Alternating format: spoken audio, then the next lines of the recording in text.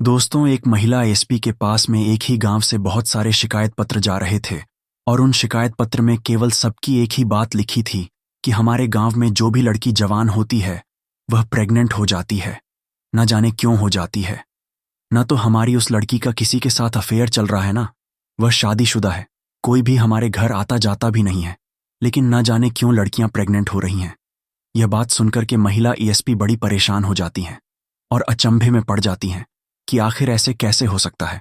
और जाहिर सी बात है, जब कोई लड़की किसी व्यक्ति से बोलती नहीं है और वह अनमैरिड है, फिर वह प्रेग्नेंट कैसे हो जाती है।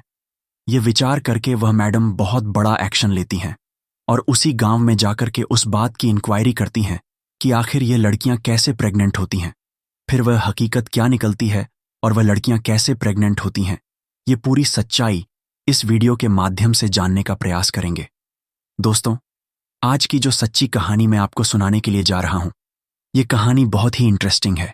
ये कहानी सुनेंगे तो आप भी हैरत में पड़ जाएंगे और सोचने पर मजबूर हो जाएंगे कि आखिर ऐसे कैसे हो सकता है और कुंवारी लड़की बिना किसी प्रेमी के साथ रहे या बिना पति के साथ रहे प्रेग्नेंट कैसे हो सकती है। तो आइए जान लेते हैं इस कहानी के माध्यम से। दोस्तों, ये सच्ची कहानी मध्य प्रदेश की है। मध्य प्रदेश में एक थाना पड़ता है, हीमपुर। हीमपुर थाना में एक गांव पड़ता है, हरिदासपुर। हरिदासपुर छोटा सा गांव है। उस गांव में जो लड़की जवान होती थी और वह प्रेग्नेंट हो जाती थी, इस बात को लेकर के बहुत लोग परेशान रहने लगे। उसे गांव में बहुत ज्यादा चौकसी रहने लगी। सभी लोग अपनी अपनी लड़कियों पर इतनी बड़ी कड़ी नजर रखने लगे थे कि रात दिन वह अपनी लड़कियों की ही विषय में सोचते रहते थे। कभी घर से लड़कियों को अकेला नहीं जाने देते और ना ही किसी व्यक्ति को अपने घर में आने देते थे, क्योंकि उन्हें बस इसी बात का डर रहता था कि ऐसा ना हो कि हमारी बेटी भी प्रेग्नेंट हो जाए। लेकिन कोई भी घर नहीं आता था, ना ही लड़की कभी घर से अकेली जाती थी। लेकिन फिर भी एक दिन एक लड़की के पेट में दर्द उठता है और फिर वो हॉस्पिटल ले जाता है तो डॉक्टर उसे बताता है कि आपकी लड़की प्रेग्नेंट है। यह बात सुनकर कि वह व्यक्ति बहुत ज्यादा परेशान हो जाता है, रोने लगता है, जिसका नाम लाल सिंह था। अब वह इस बात में खो जाता है कि आखिर अब मैं समाज को क्या मुंह दिखाऊंगा, लोगों से क्या कहूंगा। मेरी लड़की गलत भी नहीं है और मेरे घर कोई आता जाता भी नहीं है। मैं हर समय अपनी लड़की के साथ रहता हूं, फिर ऐसे कैसे हो गया। फिर वह अपनी लड़की से पूछता है, बेटी क्या तुम किसी व्यक्ति से बोलती हो? कोई तुम्हारा प्रेमी है, किसी से तुम्हारा अफेयर चल रहा है? वह लड़की रोने लगती है और कहती है, पिताजी, मेरा ऐसा कुछ भी नहीं है। और तुम्हें तो पता है, गांव में बहुत सारी लड़कियां जो जवान हो रही हैं, बस वही प्रेग्नेंट हो जाती हैं। तो फिर वह सभी बोलती हैं, एक दूसरे से किसी से उनका अफेयर चल रहा है। ऐसा कुछ नहीं है पिताजी, ना मेरा किसी से अफेयर चल रहा है। लेकिन मेरी यह समझ में नहीं आ रहा है कि आखिर मैं प्रेग्नेंट हूं तो हूं कैसे। इस बात को लेकर कि उस गांव में बहुत ज्यादा सन्नाटा छा जाता है। सभी लोगों के दिमाग में बस एक ही सवाल था कि आखिर इस समस्या का समाधान कैसे ढूंढा जाए। सभी लोग हैरान हैं, परेशान हैं और शाम को 7 बजने से पहले ही अपने घर के दरवाजे बंद कर लेते हैं और अपनी लड़की का कड़ा पहरा लगा देते हैं। लेकिन इसके बावजूद भी जिस बात का उन्हें डर होता है, वही बात उनकी लड़कियों के साथ में हो जाती है। वही घटना घट जाती है। तब लाल सिंह अपने हाथ शिकायत पत्र लेकर के रोता हुआ अपनी बेटी को साथ लेकर के, जो शहर की महिला एसपी थी, जिनका नाम संध्या चौधरी था, उनके पास पहुंचता है और रोने लगता है, हाथ जोड़ता है, कहता है कि मैडम जी, हम बहुत ज्यादा परेशान हैं और हम ही नहीं, हमारा पूरा गांव परेशान है। हरिदासपुर, क्योंकि उसमें जो भी जवान लड़की होती है वह प्रेग्नेंट हो जाती है। आखिर सभी लोग इस बात को लेकर के बहुत ज्यादा हैरान हैं। सभी लोग अपनी लड़कियों पर कड़ा पहरा रखते हैं, कड़ी नजर रखते हैं, कभी घर से बाहर नहीं जाने देते। जब सोती है लड़कियां तो हम इधर उधर चारपाई डाल करके सोते हैं, लेकिन फिर भी ना जाने हमारी लड़कियां क्यों प्रेग्नेंट हो जाती हैं। ये बात सुनकर के वह महिला एएसपी बड़े हैरत में पड़ जाती हैं। एक बार तो उन्हें हंसी भी आती है और फिर एक बार को उन्हें गुस्सा भी आता है और कहने लगती हैं, क्या तुम पागल तो नहीं हो गए हो? भला कोई भी लड़की बिना पुरुष के संबंध बनाने से और तुम बेवकूफ वाली बातें कर रहे हो। तुम्हारी लड़की का किसी किसी के साथ अफेयर चला होगा या फिर किसी के साथ नाजायज उसके संबंध होंगे। तब वह लाल सिंह हाथ जोड़ता है और कहता है, मैडम जी, इसमें मेरी ही बेटी नहीं है। इसमें गांव में ना जाने कितनी लड़कियां ऐसी हैं जो जवानी में कदम रखती हैं और वह प्रेग्नेंट हो जाती हैं। यह बात बिल्कुल सत्य है, मेरी अकेली बेटी नहीं है। गांव में 10, 20, 50 ऐसी लड़कियां हैं जो बिना शादी के प्रेग्नेंट हैं। यह बात जब वह महिला एएसपी सुनती है तो वह भी बहुत ज्यादा परेशान हो जाती है। सोचने पर मजबूर हो जाती हैं कि आखिर ऐसे कैसे हो सकता है। बिना पुरुष के संबंध बनाए लड़की गांव में प्रेग्नेंट क्यों हो रही है। तब वह थाने के लिए फोन करती हैं। थाने के एसएचओ से कहती हैं और कहती हैं कि तुम हरिदासपुर में जाकर के इसकी इंक्वायरी करो और जानकारी जुटाओ कि आखिर जो लड़कियां प्रेग्नेंट हो रही हैं उनका कोई प्रेमी है, किसी से उनके नाजायज संबंध है।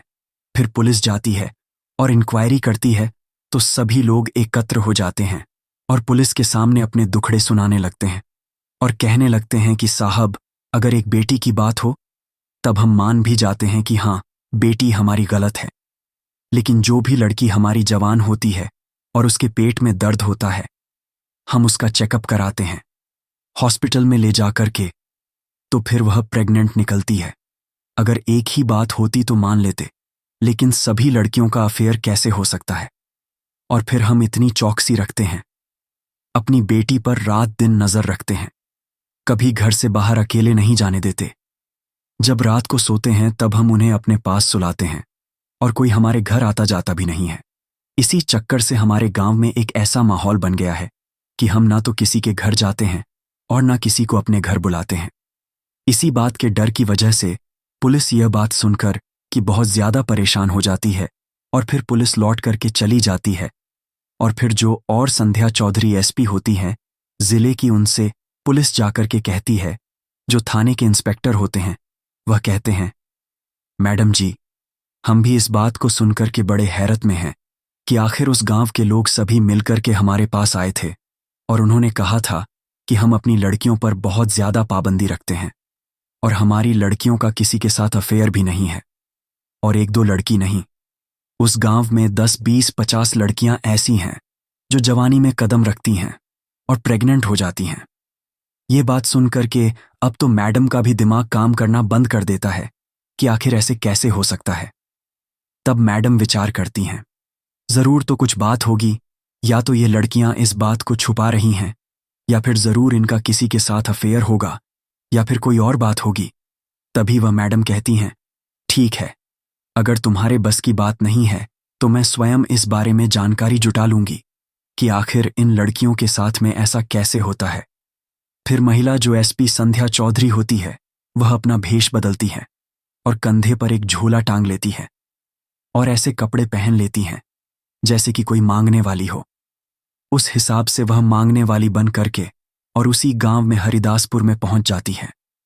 सारे दिन इधर उधर वह घूमती रहती है। जैसे ही शाम होती है तभी उसी व्यक्ति के द्वार पर पहुंचती है जो व्यक्ति उनके पास शिकायत पत्र लेकर के गया था, लाल सिंह। अब वहीं पर जब पहुंचती हैं, शाम होने वाली होती है। तब वह महिला एएसपी जो भिखारिन भेष में थी, तब वह कहती हैं कि भैया, हमें रात्रि हो गई है और इतना टाइम हो गया है, हम अपने घर पहुंच भी नहीं पाएंगे, इसीलिए आज रात अपने घर में हमें ठहरने के लिए थोड़ी जगह दे दो।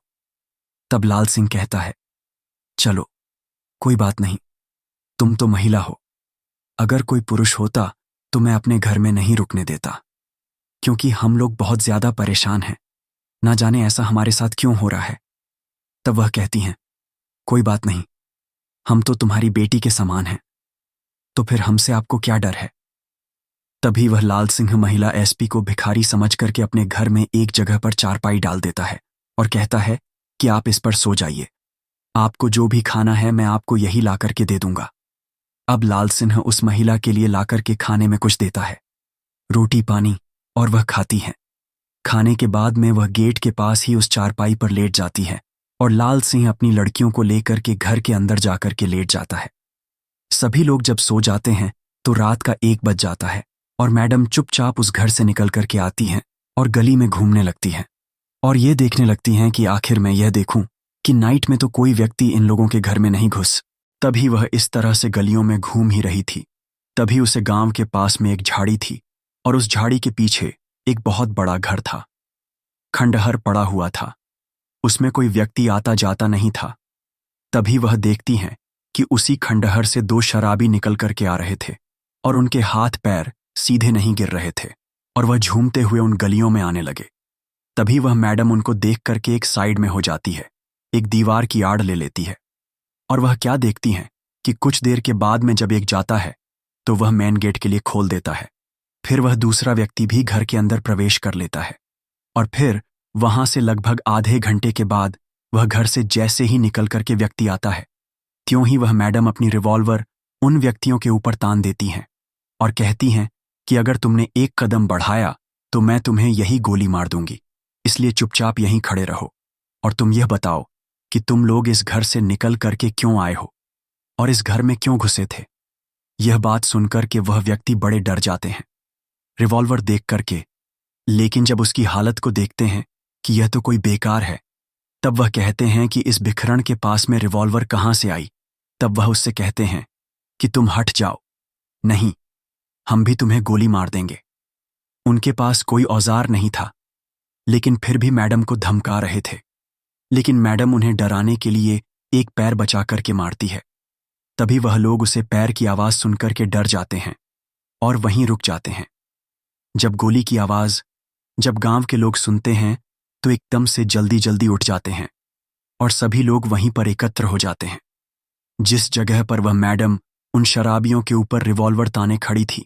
जब उधर से लाल सिंह निकल करके आता है और देखता है कि अरे ये तो मैडम मेरे घर में रुकी हुई थी, इनके लिए मैंने खाना खिलाया, चारपाई पर लेट आ रहा था, लेकिन इनके हाथ में रिवॉल्वर कहाँ से आई। तब वह कहती हैं कि इन लोगों को पकड़ो गांव वालों से।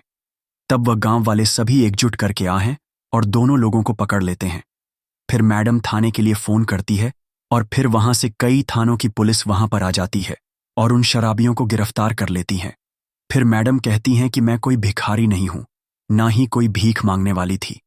ये लाल सिंह मेरे पास शिकायत लेकर के गए थे और सभी गांव की शिकायतें मेरे पास जा रही थीं कि आखिर तुम्हारे गांव में जो जवान लड़कियां हैं वह प्रेग्नेंट हो जाती हैं, तो इसीलिए मैं भेष बदल करके आई थी तुम्हारे गांव में, और ये देखने के लिए कि आखिर तुम लोगों को पता नहीं चलता कि तुम्हारी लड़की के साथ में गलत काम कौन करता है। बस इसी इंक्वायरी के लिए मैं भिखारिन बन के आई थी।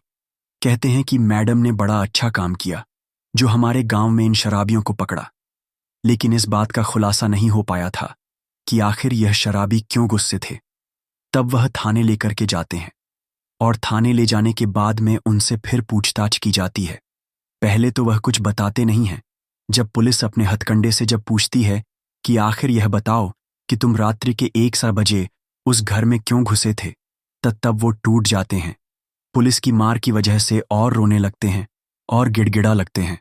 कहते हैं कि मैडम जी हम बस यही काम करते हैं, जब दारू पी करके आते हैं दोनों लोग और फिर लोगों के घर में घुस जाते हैं और जिसकी भी जवान लड़की देखते हैं वह लोग अपने बीच में आकर लड़की को सुलाते हैं। फिर भी हम उस लड़की के मुंह पर और इन सभी के मुंह पर एक ऐसा स्प्रे मार देते हैं कि यह लोग गहरी नींद में सो जाते हैं। इन्हें पता भी नहीं चलता और उस लड़की को भी पता नहीं चलता। फिर हम उस लड़की को उनके बीच से उठा करके दूसरी जगह ले जाते हैं और उनके साथ में शारीरिक संबंध बनाते हैं। फिर इस लड़की को उसी जगह पर लिटा कर कि हम घर से निकल करके चले जाते हैं और हमारा यह रोज का क्रम बन गया है। आज इस घर में तो कल उस घर में तो कल उस घर में।